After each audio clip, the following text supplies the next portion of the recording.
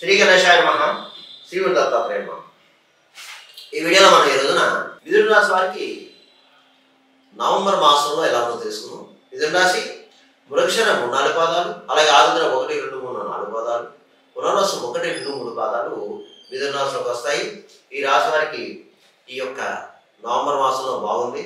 అన్ని రకాలుగా అన్ని రంగాల వారికి చాలా విధాలుగా బాగుంది. గ్రహ సంచారం బాగుంది, చాలా యోగదాయకంగా ఉంది. అయితే గత 2-3 నెలలుగా బాధలు పడ్డారు. అయినా సరే పర్వాలేదు, కంగారు పడాల్సిన పని అయితే లేదు. దంపతుల మధ్య ప్రేమ అనురాగాలు ఉంటాయి. గతంలో ఏదో చిన్న చిన్న కీచురాట్లు దెబ్బరాట్లు వచ్చి విడిపోయిన భార్యాభర్తలు ఎవరైతే ఉన్నారో వాళ్ళు కలుసుకోవడానికి అవకాశం ఉంది. అలాగే వ్యాపారం చేసే జాయింట్ వ్యాపారస్తులు చిన్న చిన్న డిస్టర్బెన్స్ అయ్యి విడిపోయిన వాళ్ళు కూడా కలుసుకుంటారు. ఇక మీ సంతానం బాగుంటుంది, చక్కగా చదువుతారు. ఇకపోతే ఆర్థిక విషయాలు బాగున్నాయి, ఆర్థిక లావాదేవీలు పూర్తవుతాయి, భూగృహ సంబంధ లావాదేవీలు కూడా పూర్తవుతాయి. అలాగే కోర్టు తీర్పు ఉన్నవాళ్ళు, కోర్టు వ్యవహారాలు ఉన్నవారు తీర్పు మీకు అనుకూలంగా వస్తుంది. ఇక భూగృహ సంబంధాలు పూర్తవుతాయి. అలాగే వాహన యోగం కనిపిస్తుంది మీకు. పాత వాహనం మీ కొత్త వాహనం కొనడం కానీ లేదా డైరెక్ట్గా కొత్త వాహనం కొనడం జరుగుతుంది. అలాగే గృహ నిర్మాణం చేపడతారు. లేకపోతే ఇదివరకు గతంలో గృహ నిర్మాణం చేపట్టి కొన్ని పరిస్థితుల కారణంగా అది ఆగిపోతే దానివల్లే ప్రారంభిస్తారు. ఇక మీరు ఈ మాసం దూర తీర ప్రాంతాలు వెళ్తారు, తీర్థయాత్రలు చేస్తారు, అలాగే శుభకార్యాలు చేస్తారు, శుభకార్యాలకు హాజరవుతారు. కొంతమందికి అయితే మీ గృహంలో శుభకార్యాలు జరగడానికి అవకాశాలు కనిపిస్తున్నాయి.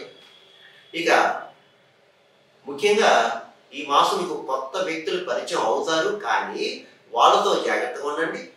వాళ్ళని నమ్మి ధనం కానీ బంగారం కానీ ముఖ్యమైన పత్రాలు ఇవ్వద్దు, మోసపోతారు.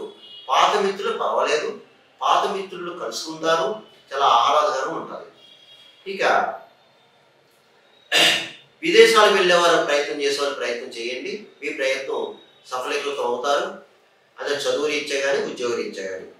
అలాగే రియల్ ఎస్టేట్ రంగంలో బాగుంది, వాటర్ ఫీల్డ్ వరకు కూడా బాగుంది. అలాగే ప్రైవేట్ కాంట్రాక్ట్స్ ఎవరైతే ఉన్నారో మీకు బాగుంది, స్పెక్యులేషన్ లాభిస్తుంది. అలాగే రాజకీయ నాయకులు కూడా బాగుందని ఈ మాసం మీకు ఏ విధమైన అనుమానం లేదు, బ్రహ్మాండం ఉంది. మీకు సన్మానాలు జరుగుతాయి, ప్రజల్లో మంచి గుర్తింపు తెచ్చుకుంటారు, మీకు సన్మానాలు జరుగుతాయండి.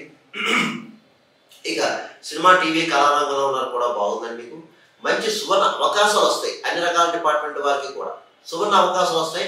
అవకాశాలు మీరు సద్వినియోగం చేసుకోండి. ఇక అన్ని రకాల వ్యాపారస్తులు బాగుంది, కొత్తగా వ్యాపారం పెట్టుకోవచ్చు, వ్యాపారంలో మంచి లాభాలు వస్తాయి.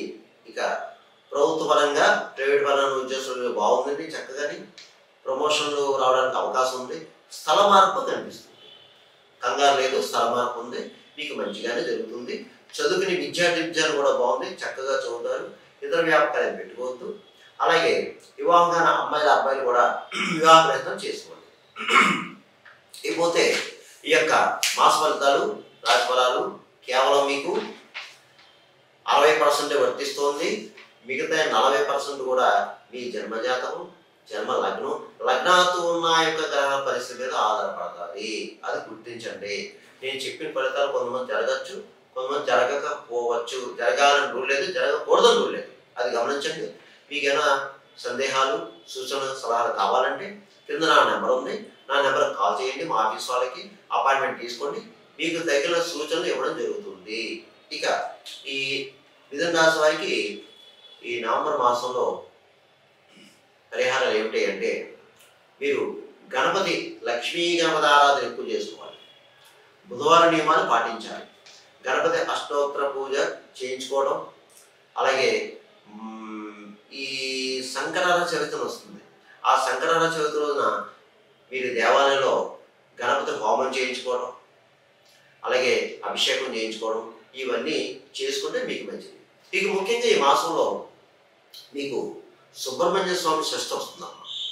ఈ సుబ్రహ్మణ్య స్వామి షష్ఠికి తప్పనిసరిగా అందరూ కూడా శ్రీవల్లి దేవసేన శ్రీ సుబ్రహ్మణ్య స్వామికి అభిషేకం చేయించుకోండి. సుబ్రహ్మణ్య స్వామికి అభిషేకం చేయించుకోండి. మీకు దగ్గరలో నాగదేవత గుడి కానీ నాగ పుట్టగానే ఉంటే వెళ్ళి పుట్టలో కాస్త పాలు పోయి. దీనివల్ల ఏంటంటే వివాహం కానీ అమ్మాయిల అబ్బాయిలకి వివాహం అవుతుంది, సంతానం లేని వారికి సంతానం కలుగుతుంది. వివాహం అయ్యి కీచినట్లు ఉన్న భార్య భర్తల మధ్య కాస్త అన్యోన్యత పెరుగుతుంది, అన్ని రకాలుగా బాగుంటుంది. ఆ తర్వాత ఇదే మాసంలో మీకు కాలభైరవాష్టమి వచ్చింది. ఆ కాలభైరవాష్టమి రోజున తప్పనిసరిగా కాలభైరవ స్వామి పూజ చేసుకోండి, స్వామి దేవాలయంలో అభిషేకం చేసుకోండి. అయ్యా గురువుగారు మాకు దగ్గరలో లేదండి అయ్యా, మా పరిస్థితి ఏమిటి అంటే ఏమీ లేదు, శివాలయం వెళ్ళండి. శివాలయం వెళ్ళి అదే రోజున అభిషేకం చేయించుకోండి. కుక్కలు కనిపిస్తే కుక్కలకి బిస్కెట్లు బ్రెడ్ ముఖ్యంగా పెరుగన్నం పెట్టండి, ఆ స్వామి శాంతిస్తాడు. ఇలా చేసుకోవడం వల్ల మీకు ఏంటంటే గ్రహ దోషాలు పరిహారం అవుతాయి, గ్రహ దోషాలు శాంతిస్తాయి, గ్రహాలు శాంతిస్తాయి. ద మోస్ట్ పవర్ఫుల్ కాలభైరవ స్వామి పూజ ద మోస్ట్ పవర్ఫుల్. అలాగే ఆ రోజున మీరు 8 సార్లు కాలభైరవాష్టమి చదువుకోండి, 8 సార్లు కాలభైరవాష్టమి చదువుకోండి. ఓం నమ శివాయ మంత్రాన్ని 108 సార్లు చదువుకోండి. ఇకపోతే ఇదే మాసంలో కార్తీక మాసం, కార్తీక పౌర్ణమి వచ్చింది. మీరు కార్తీక దామోదర నోమున్నారు, కేదార్స్వామి నోము చేసుకోండి. లేని వారు సత్యనారాయణ వ్రతం చేయించుకోండి, దేవాలయంలో కానీ ఇంట్లో కానీ. మీకు శుభం జరుగుతుంది, మంచి జరుగుతుంది. సర్వేజన సుఖం భవతు, శుభం భవతు, స్వస్తి.